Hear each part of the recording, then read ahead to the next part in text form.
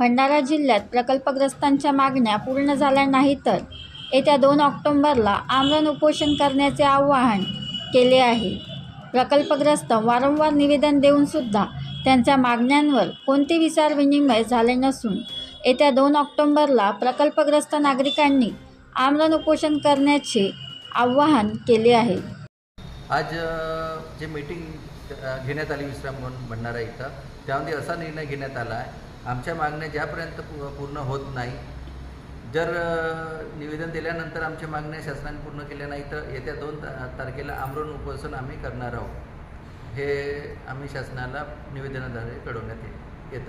सर्व प्रकल्प बाधित इथे आताच आमची मीटिंग संपन्न झालेली आहे। बरेचसे लोक या मीटिंगला इथे उपस्थित होते आणि सर्वांची समस्या ही वेगळी नसून एकच समस्या आहे आणि ह्या समस्याचा उद्देश आम्ही नेहमी घेऊन यांचं निराकरण झालं पाहिजे म्हणून आम्ही 9 ऑगस्टपासून सतत कलेक्टर ऑफिसला जातो। आम्ही इकडे तिकडे याचा पाठपुरावा करत आहोत, परंतु आम्हाला अद्यापही याच्यावर काही उत्तर भेटून नाही राहिलं आणि आमचं काही समाधान होत नाही आहे। तर तेव्हा आम्ही आता सर्वांनी असा एक निर्णय केलेला आहे की येणाऱ्या आता 2 ऑक्टोबरला आम्ही शांततेच्या रूपामध्ये ह्याच त्रिमूर्ती चौकामध्ये आम्ही आमरण उपोषण आम्ही करणार आहोत, जेणेकरून शासनाला जाग येईल आणि आमच्या समस्या, आमच्या संपूर्ण प्रकल्पग्रस्तांच्या समस्या मार्गी लागतील अशी आमची अपेक्षा आहे। याच्याशिवाय आमच्याकडे आता दुसरा पर्याय राहिलेला नाही आहे।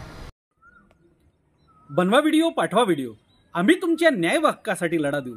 ताज्या बातम्या व घडामोडींसाठी पाहत राहा फक्त महाराष्ट्र लाईव्ह न्यूज। आजच आमच्या चॅनलला सबस्क्राईब करा, शेअर करा, कमेंट करा आणि हो, बेल आयकॉन दबायला विसरू नका। जय महाराष्ट्र।